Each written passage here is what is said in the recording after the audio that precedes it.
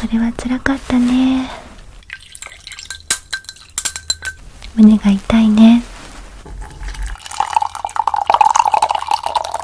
トライアングルの法則って聞いたことある？そう別れた理由がちゃんとあるから、また泣けてくるよね。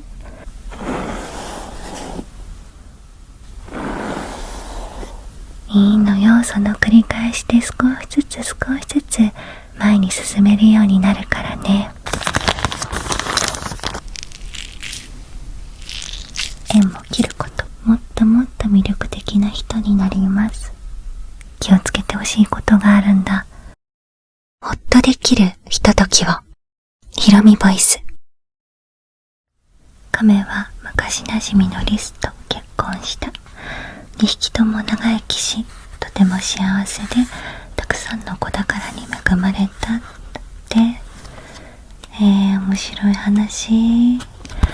なんかでも、どんなに姿を変えても、心を愛して、その人をまるっとそのまま受け入れる。喧嘩しても言葉を交わすことで、お互い本音を言い合って、また関係を構築するっていう、なんかそういう一面が見えるお話だったわ。あれ、おかえり、遅かったね。どうしたの？泣いてるの？ちょっとこっちおいで。どうしたの？目真っ赤じゃない。何かあった？あ、大丈夫？あ、大丈夫。ティッシュ。これで涙拭こう。どうしたの？辛いことがあったんだね。鼻水も出てる。よし、これでチーンってして。はい、せーの。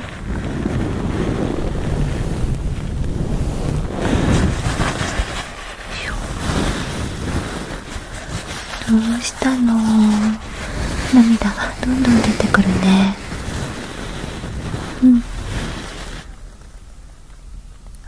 そうだったの。それは辛かったね。胸が痛いね。いいんだよ。今日はいっぱい泣きなさい。どんどん泣いて、声に出してもいいよ。いっぱい泣きなさい。お母さんがついてるからね。涙いっぱい枯れるまで泣いたらいい。そういう時は自分が飽きてしまうくらいに泣いたらいいんだよ。ティッシュもっといる？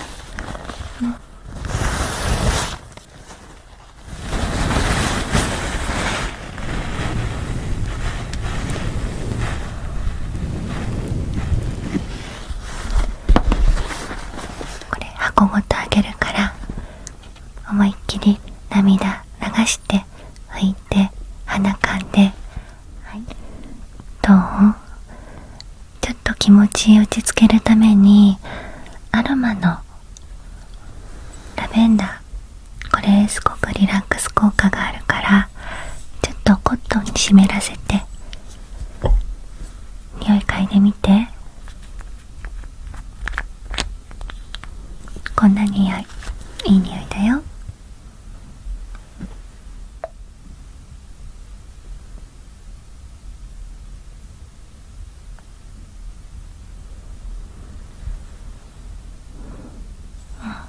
これをコットンに湿らせて、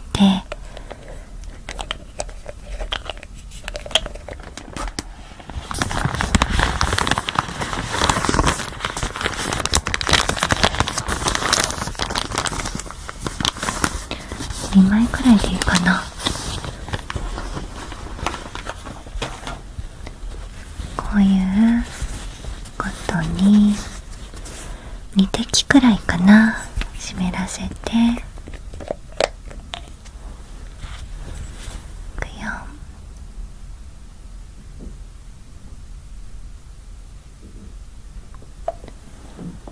いいんだけど、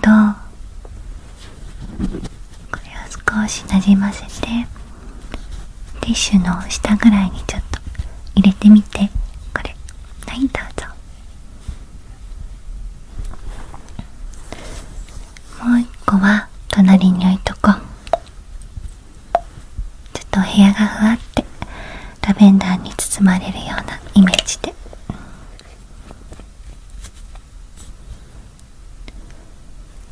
ここに置いとこうか。すごくいい香りでしょう。ふーって深呼吸してごらん。息を吐くことを意識してみて。ふーって、そうそうそうそう。お母さん、あったかいココア作ってくるからちょっと待っててね。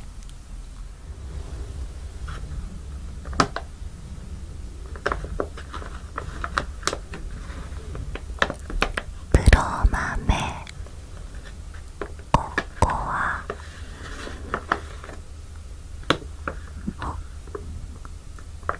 ほっこり癒してくれる。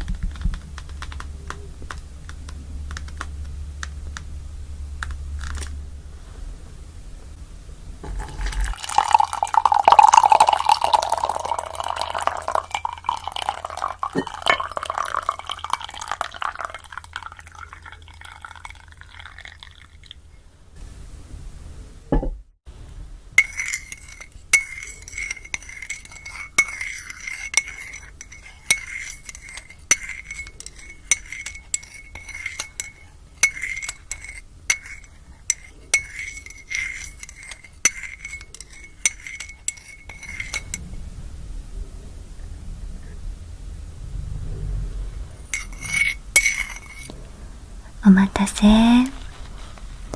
これ黒豆が入ったココア。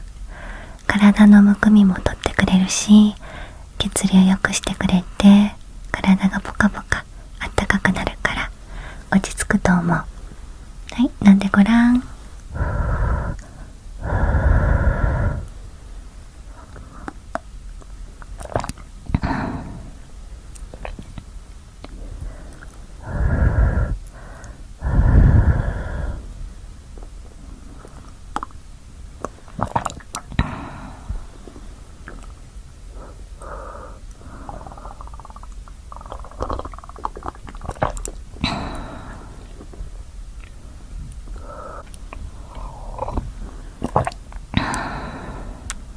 どう？おいしい？よかった。それで何があったの？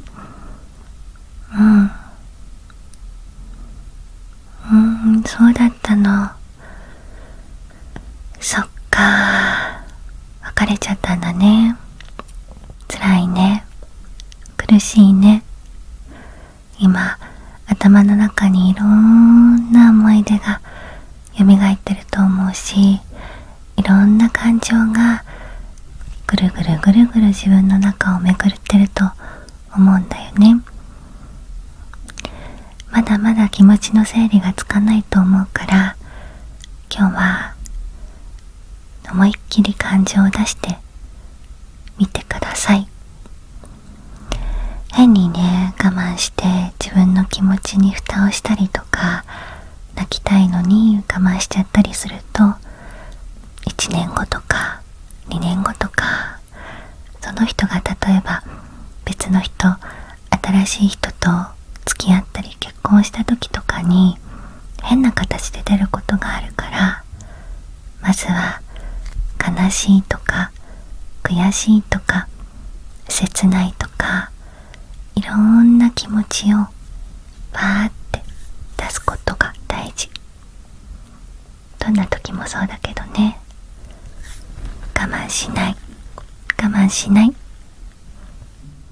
泣くのもいいんだけど、泣いた目を抑えながら話すとせっかく可愛い顔が腫れちゃうから、お母さん冷やしタオル持ってこようかな。それで目元を当てながらお話ししようか。少し待っててね。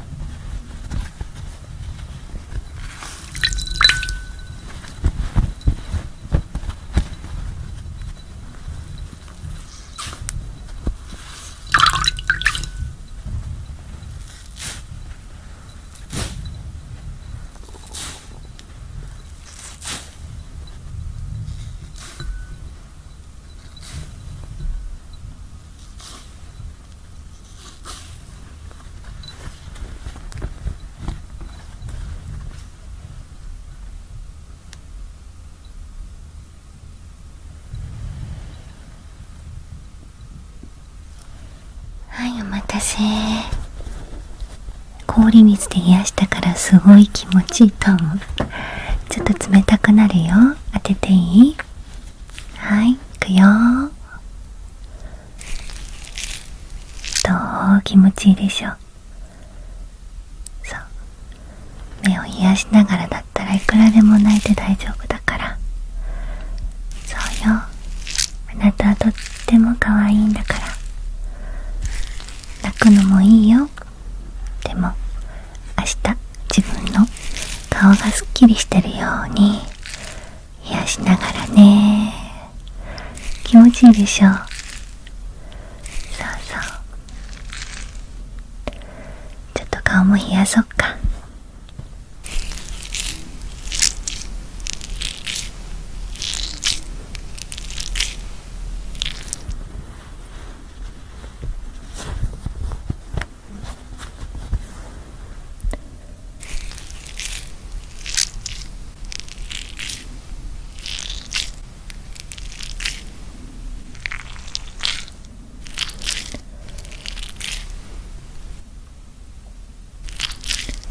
大丈夫だよ。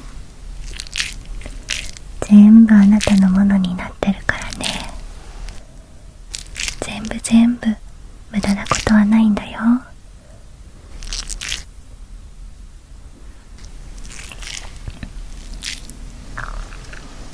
ちょっと落ち着いた？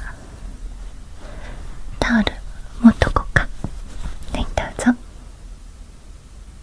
それで話したいことがあったら話してみてね。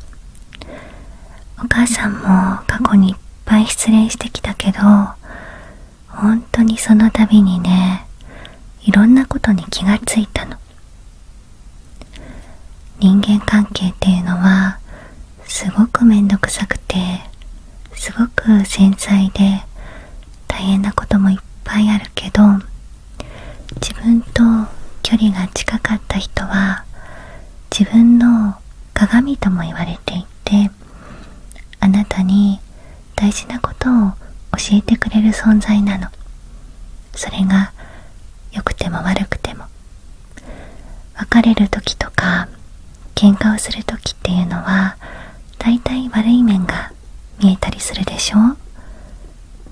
でもそれはあなた自身の中に気づくべきことがあるんだよっていう大きなサインだとお母さんは思ってるの。お母さんもお父さんと喧嘩するたびいつも思うんだ。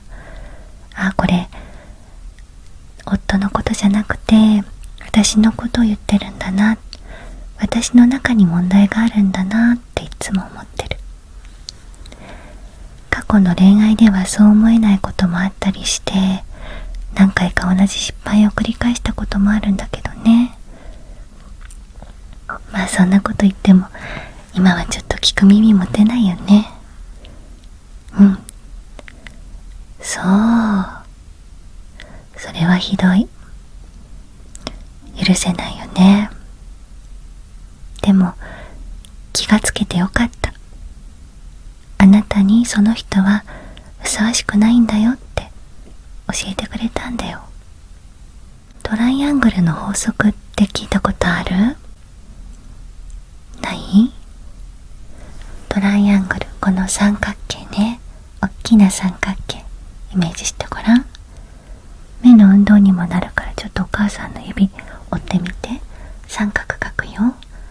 こっちに行ってこう行って頂点があるよね。そう、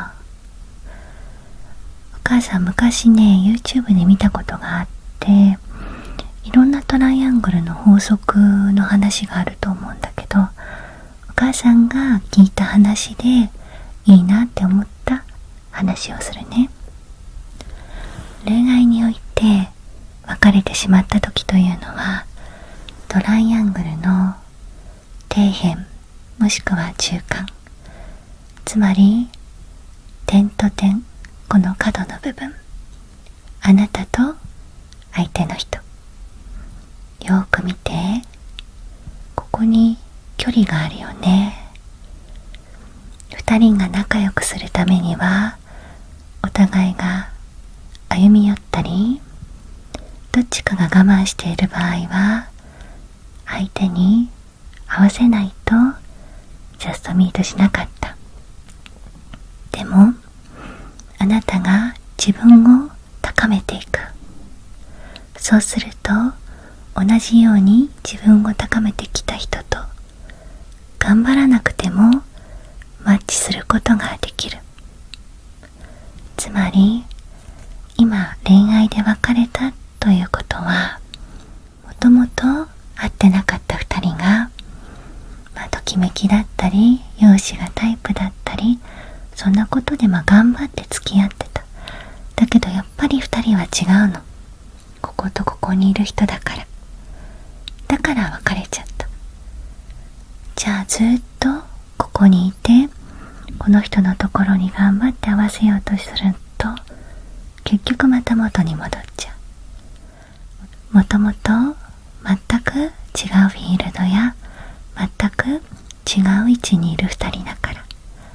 でもあなたが自分を高めていくと、三角形の頂点ってディスタンス、距離がないでしょ。つまり自分が何にも頑張らなくっても自分に合った人が自然と現れるという法則、聞いたことある？ない？これね、似たようなことをアメリカの有名な俳優のウィル・スミスって方も言ってるんだよ。さっきね、お母さんちょうど調べてたんだよね。ちょっといい言葉をね探してて、トライアングルの法則は相手に合わせるよりも頂点を目指す。つまり自分を高めれば高めるほど自然と自分に合った素晴らしい人と出会うことができるっていうことね。それでウィル・スミスの言葉はこんな言葉があるんだって。人を追うな、自分自自身でいるんだ。努力して自分のことをとことんやるんだ。そうすれば君のもとに来るべきふさわしい人が現れるさっていうことをね言ってたんだって。あとお母さんが昔あなたのおじいちゃんに言われた言葉。お母さんがねプロのナレーターになりたいって言って毎日トレーニングしてる時に焦ってたのよ。早く売れたいな、早くお仕事したいなって。その時にねあなたのおじいちゃんが言ってくれたの。リンカーンの言葉なんだって。 I will prepare and someday my chance will come. I will prepare and someday my chance will come. 意味わかる？ちゃんと準備しておけばチャンスがやってくるっていうこと。つまりそのトライアングルの法則っていうのは、恋愛だけじゃなくてね、何事にも言える。仕事にしても自分の人生においても恋愛にしても全てのことに言えるし、似たような言葉ってね、いろんな人が言ってるんだなってこの時思ったのよね。そう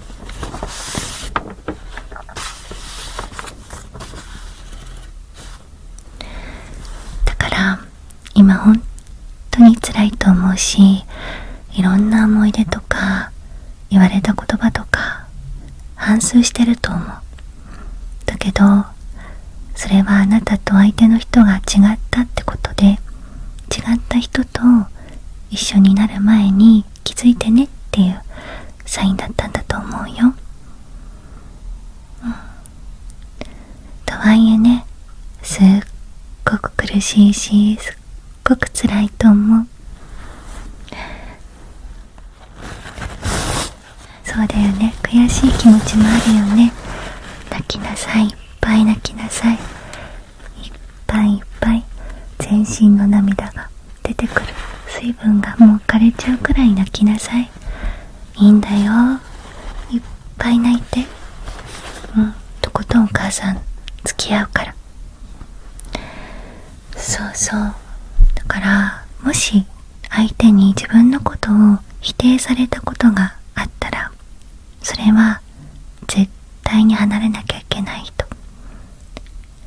恋人であってもなくても、あなたをわざと傷つける人はあなたのそばに置いてはいけない人なの。家族であっても同じだよ。だから1秒も早く離れないといけない。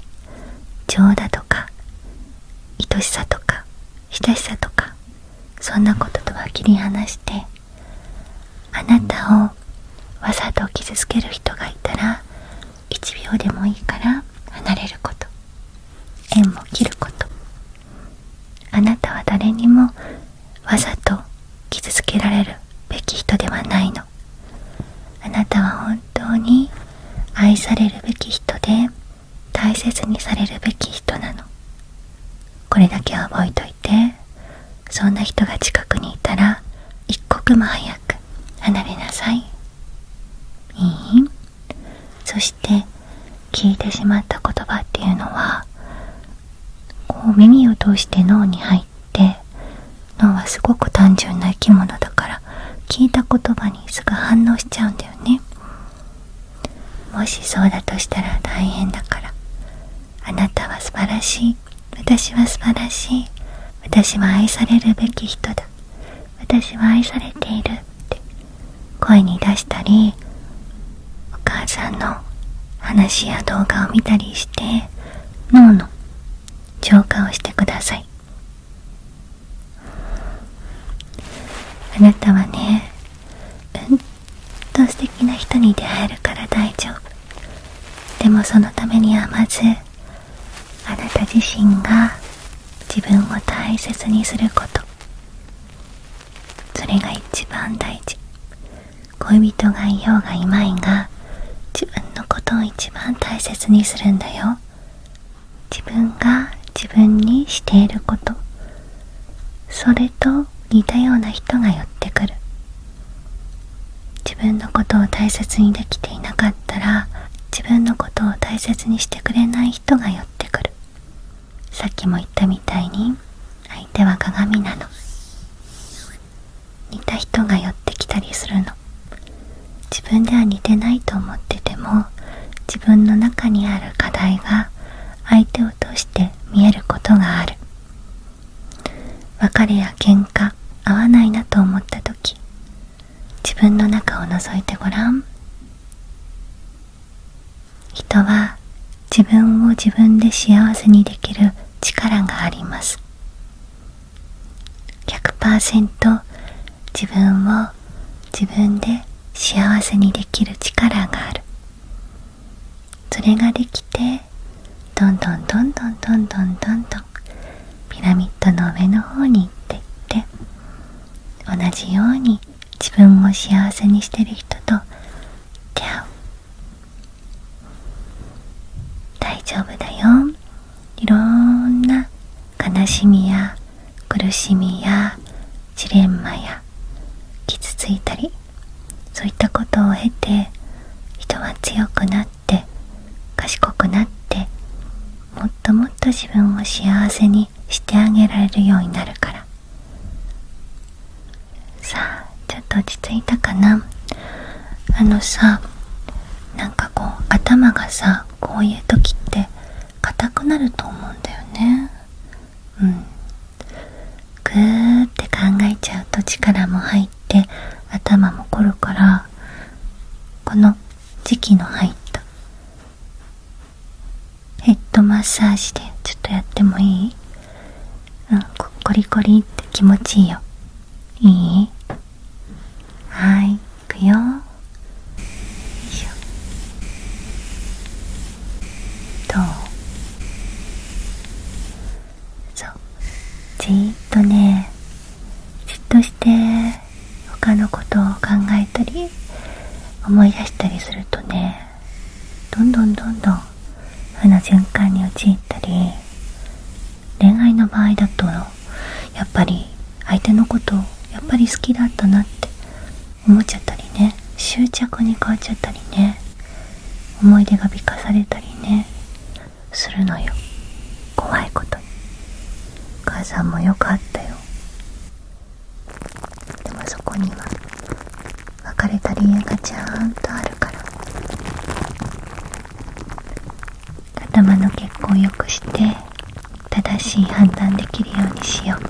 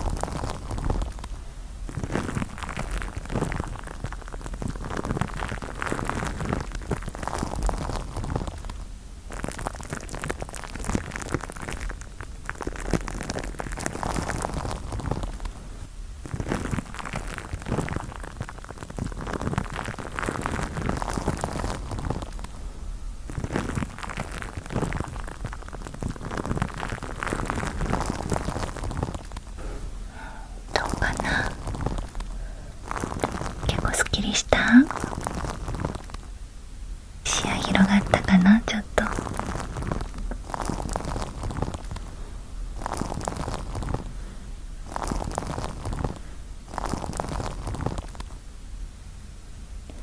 髪の毛がちょうど目元とかのスキンケアしよっか。明日むくまないようにと、あとは口角、ここグッと、ここキュッと上げて泣いていいんだよ。だけどここをキュッと上げると、まずね、脳が勘違いするの。幸せだなーって。ほんとだよ。毎朝お母さんやってるもん。キュッてキュッて上げて、夜もね、落ち込みやすい時とかキュッてやってみるとね、楽しくなってくるんだよね。だからまずは行動よ、行動。今日は思いっきり泣きなさい。これからもうしばらく思い出す時があると思う。その時は泣きなさい。だけど泣いた後はキュッとするの。キュッ。そして外に出たり、運動したり、ストレッチしたり、頭をもみほぐしたり、動くこと。行動すると幸せがやってくる。だからちょっと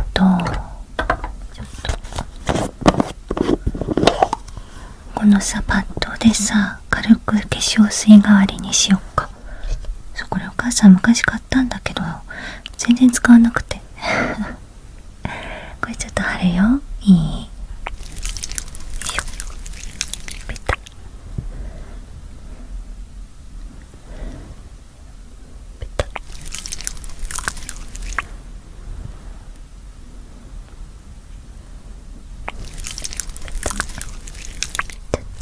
しっかりと密着させて、オ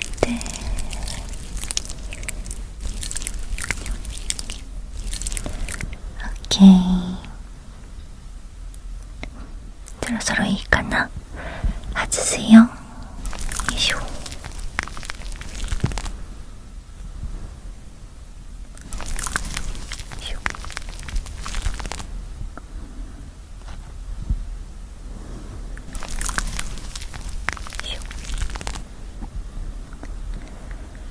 でもう少し化粧水もちょっと出すね。ちょっと今興奮して赤くなってるから、炎症を抑えるツボクサねのローション。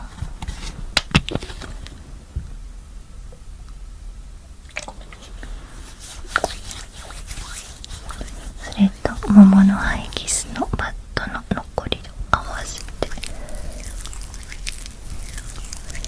あなたは美人だよ。あなたは本当に魅力的な人。もっともっといい人に出会える。そのための一つの階段だったんだよ。大丈夫よ。あなたは美しい。あなたはもっともっと美しくなる。ね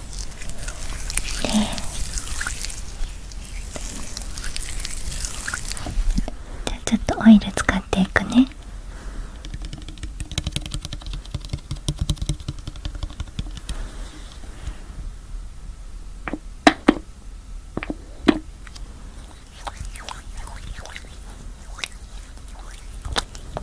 軽く全体に塗って塗って塗って、そうそうそうそう。まずは目元を軽くマッサージするね。くるくるくるくるくるくるくるくる。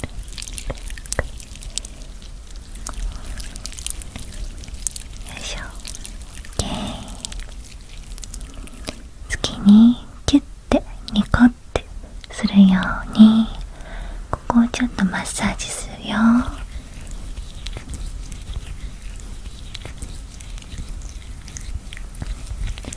凝ってると笑いづらいから力を抜いてごらん。ほーってほーって、そう、ほー。そうそうそうそうそう。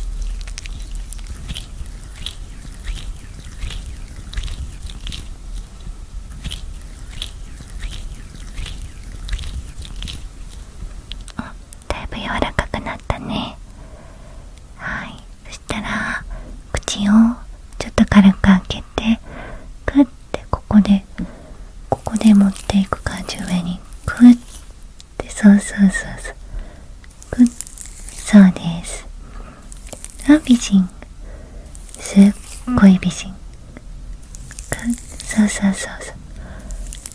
グッグッキュッて、そうそうそう。キュッキュッキュッ。そうよ。だんだんここにツヤツヤのツヤ玉ができるからね。そうよ。そう。上手上手。めちゃくちゃ美人。グッグッて、そうそうそうそう。上手だし、すっごく綺麗な顔してる。また泣けてくるよね。いいのよ。その繰り返しで少しずつ少しずつ前に進めるようになるからね。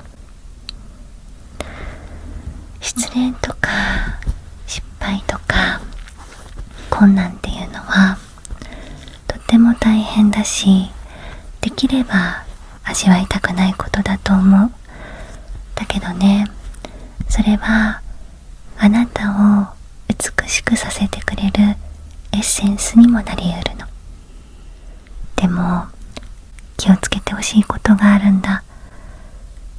その経験があなたをより美しくしてくれるエッセンスになるかどうかは一つ分かれ目のポイントがあるの。それは過去の思い出に執着をすること。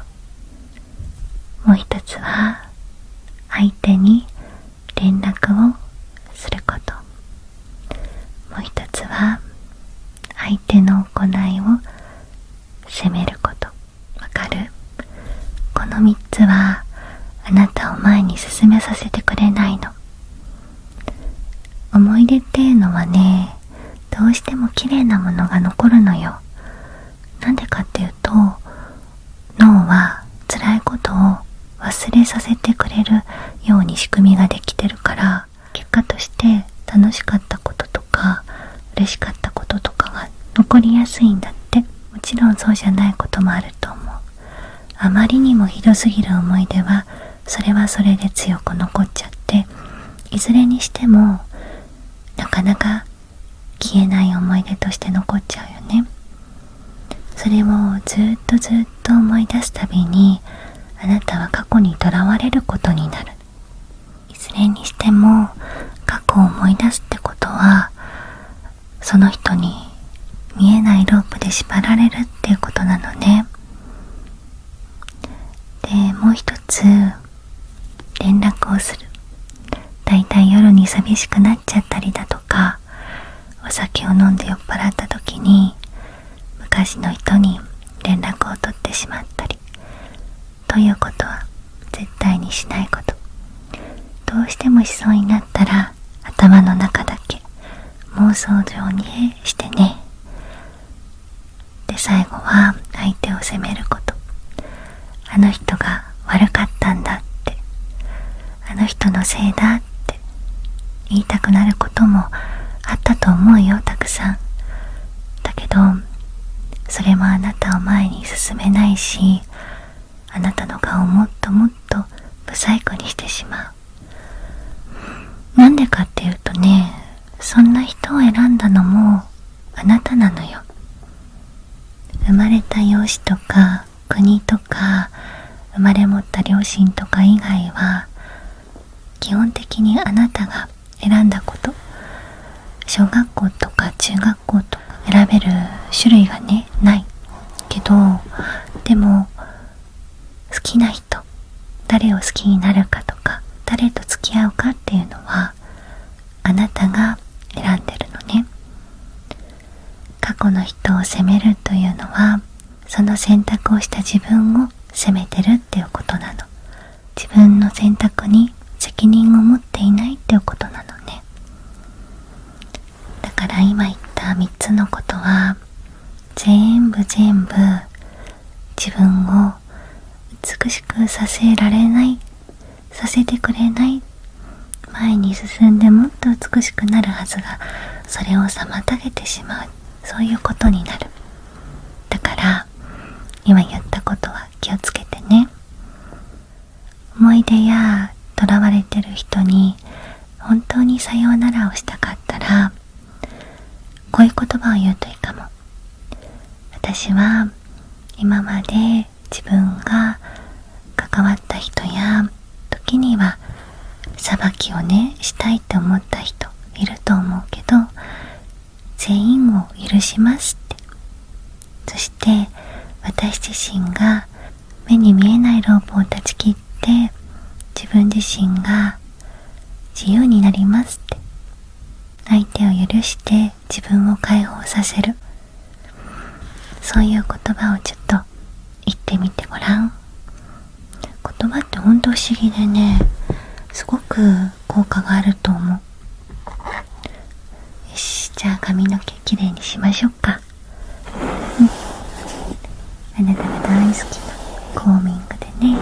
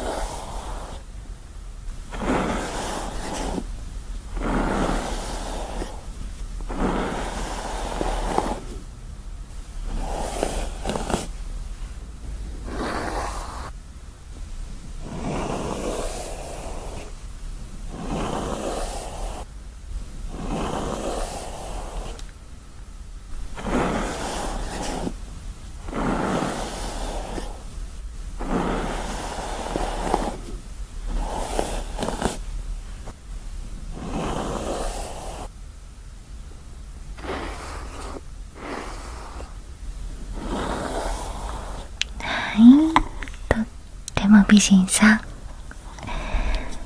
私の可愛い娘。本当にあなたは美しいよ。とっても魅力的。よし、ちょっと眠くなってきた。少し横になろっか。はい。タオルケットかけるね。よいしょ。はい、どうぞ。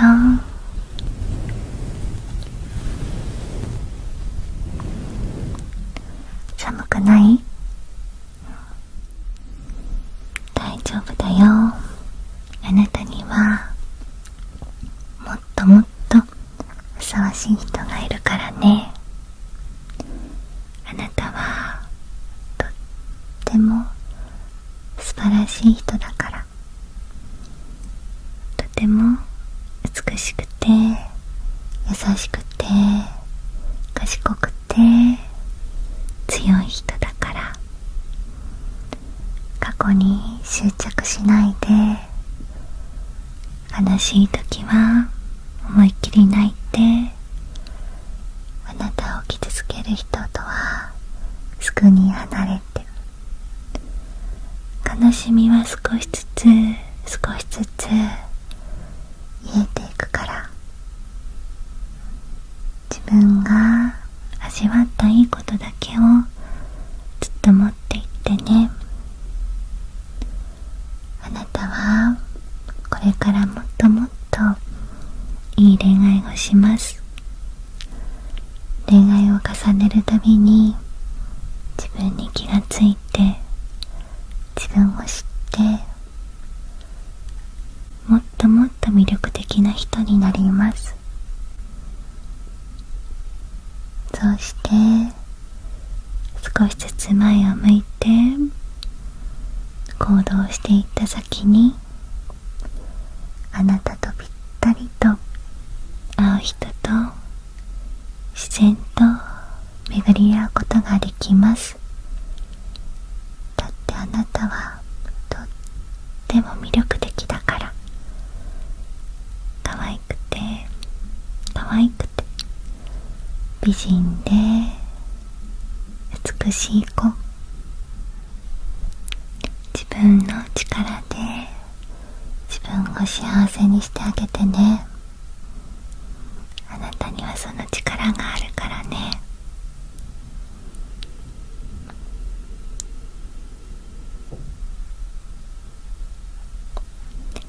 あなたは幸せになる。あなたはもっともっと幸せになる。もっともっと美しくなるよ。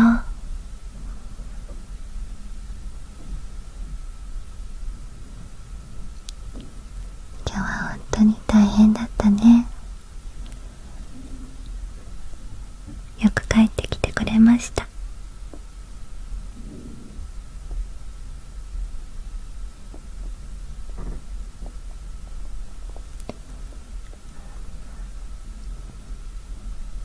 あなたはもっともっといい恋愛をするから。